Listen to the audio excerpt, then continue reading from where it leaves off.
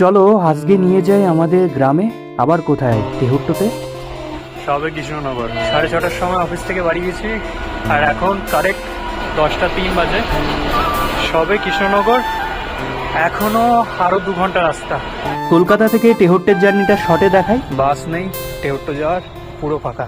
এই যে কতটা দূরের জার্নি দেখলেই বুঝতে পারবে। বাস না পেলে এই সমস্ত দুর্ভোগ আমাদেরকে দেখতেই হবে। আমাদের কলকাতার ট্রেন আস্তে আস্তে কৃষ্ণনগর দিকে এগোলো। এই স্ট্রাগল, আর এটাই ছেলেদের বাস্তব। একদিনের ছুটি, শুধু রবিবারটা। আবার ব্যাক করতে হবে। রাত অনেকই বেজেছে। আবার এখান থেকে টোটো করে আমাকে বাস স্ট্যান্ডে যেতে হয়। টোটোতে বসে আছি, বাস স্ট্যান্ডে যাব, জানি না বাস পাবো কি পাবো বাস না। নেই, তেহট্ট যাওয়ার পুরো ফাঁকা। 10:20 বাজে, চোখ মুখের অবস্থা এরকম। তাও মুখে হাসি, থাকতেই হবে ভাই। এখন জানি না কিভাবে বাড়ি যাব, দেখা যাক, কিছু না কিছু একটা তো বের করতেই হবে।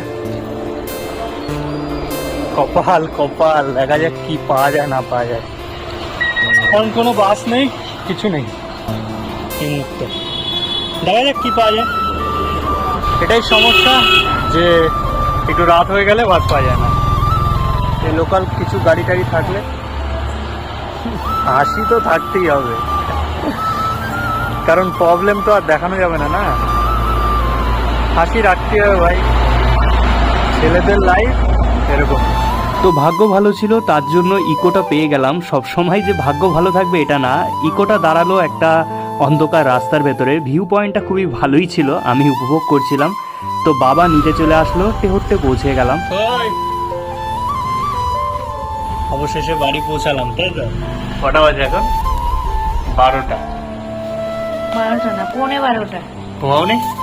না, তোর জন্য বসে আছি, 15 দিন পর আসবি। তা সবাই বাড়ি জেগে আছে, এখনো খাইনি। বাবু নিয়ে আসলো। তোর বাবাকে কি মনে হচ্ছে? রাত 12টা বাজে, ফাইনালি বাড়িতে পৌঁছালাম। চলো ভাই, দেখা হবে অন্য একটি ব্লগে।